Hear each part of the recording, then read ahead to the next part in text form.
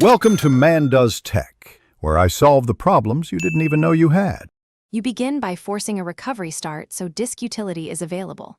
For Apple Silicon, press and hold the power button until startup options appear. For Intel Macs, press and hold Command+R immediately as the Mac boots. Once the appropriate screen appears, select Options and click Continue. Make sure to connect power and have your admin credentials and file vault key ready.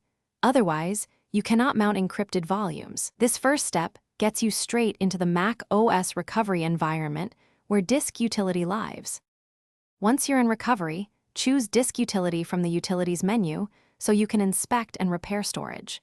You should click View and choose Show All Devices to reveal the physical drive and containers. This ensures you target the right object.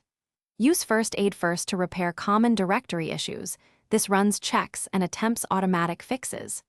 If you need to erase or reformat, select the container or disk and choose Erase. Make sure you intentionally pick Apps versus Mac OS Extended so the system boots correctly afterward. To finish, quit Disk Utility and choose Restart to boot back into Mac OS. Once done, confirm your files and apps are intact.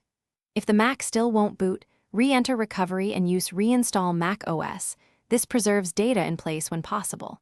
If First Aid repeatedly fails, boot from an external installer or use target disk mode to copy important files off the drive before destructive steps.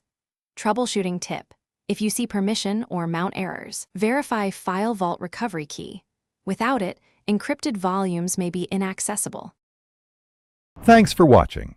If you found this helpful, don't forget to like and subscribe.